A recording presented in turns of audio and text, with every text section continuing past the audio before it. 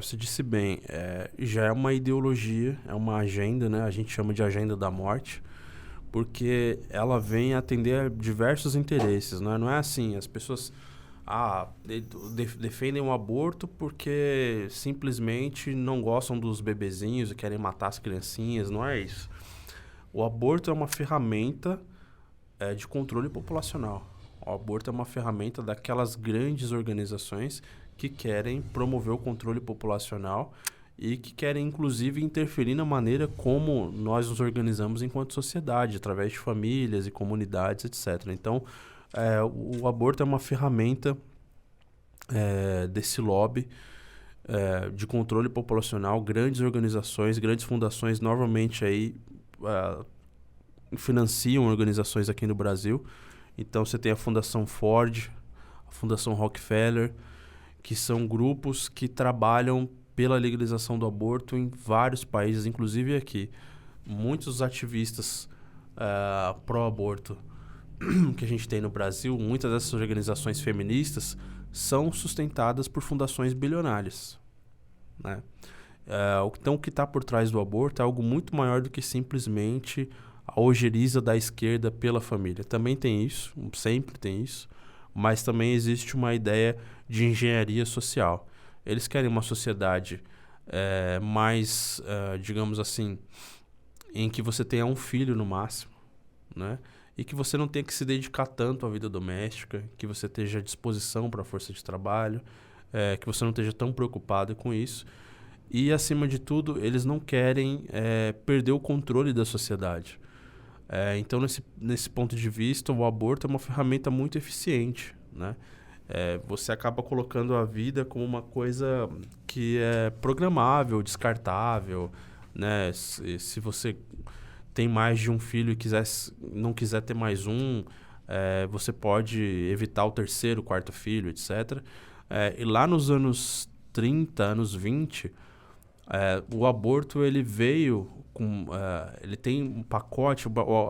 todo esse lobby pelo aborto ele tem uma origem histórica muito interessante, que é uma origem no movimento eugenista europeu, né? Os eugenistas, que inclusive vale ressaltar, muitos socialistas revolucionários eram eugenistas, né? Vou citar o nome aqui do George Bernard Shaw, que era um intelectual famosíssimo na época, de esquerda, tal, socialista. E ele era um eugenista convicto. Na época não era feio.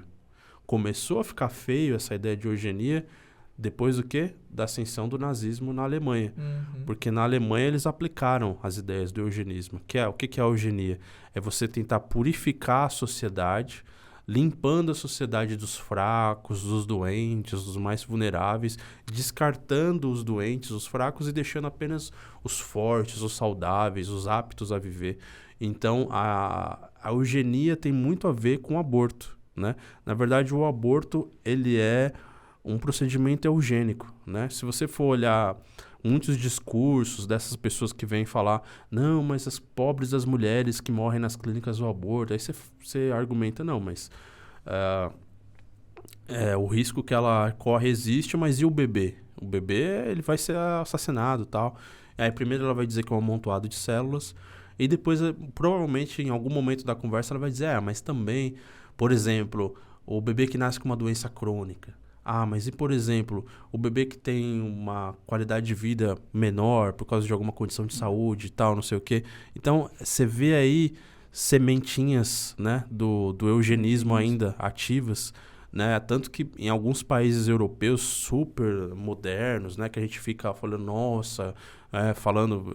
Eu sempre corrijo meus amigos quando eles vêm elogiar a Europa. Não, porque na Europa, não sei o quê. Gente, a Europa é uma barbárie. Na Inglaterra... ele é sancionado o assassinato de bebês. Inclusive o bebê... Minha esposa que gostava, agora ela vai ter um problema. Eu sempre amei a Inglaterra, cara. A história do povo inglês, né? Também. Do Reino Unido e tal. Eu também. Mas do jeito que as coisas de... estão agora, é indefensável o que acontece na Inglaterra. O bebê Charlie, em 2017, salvo engano, ou 2016 ou 2017, sei lá, ele foi assassinado. A família do bebê Charlie queria transferi-lo para um hospital na Itália. Queria levar ele para... Ele sofria de uma doença crônica, né? Queria levar ele para outros lugares, tentar outros tratamentos. o Estado inglês disse, não, ele está sofrendo muito e nós vamos matá-lo, vamos desligar os aparelhos. Nossa. E os pais protestando, não, eu quero dar a chance pro meu bebê. Não, você não pode. Na época, o Papa ofereceu que ele fosse transferido para o Vaticano para tentar algum tratamento. O Donald Trump ofereceu que ele fosse para a Europa. O Estado inglês falou, não, nós decidimos que ele está sofrendo demais e ele vai morrer. Meu Deus do céu. Então o Estado tem poder sobre a vida e sobre a morte também. É, Quem vive, e isso é pura eugenia. Isso é pura eugenia. E é lamentável que isso aconteça justo na Inglaterra, porque o país que mais sacrificou homens e mulheres na luta contra o nazismo foi a Inglaterra. E hoje o nazismo está com força total lá, através do aborto e através do assassinato de crianças doentes. Né? O Charlie, ele era um bebê nascido já, ele estava lá com 1 ano de vida, salvo engano, alguns meses de vida. Então, assim, foi um assassinato, de fato, foi um assassinato. Um assassinato para fins de eugenia. Ó, o bebê é muito doente, está sofrendo muito, vamos descartar ele. Então, é bom a gente sempre frisar, a cultura do aborto tem a ver com eugenia.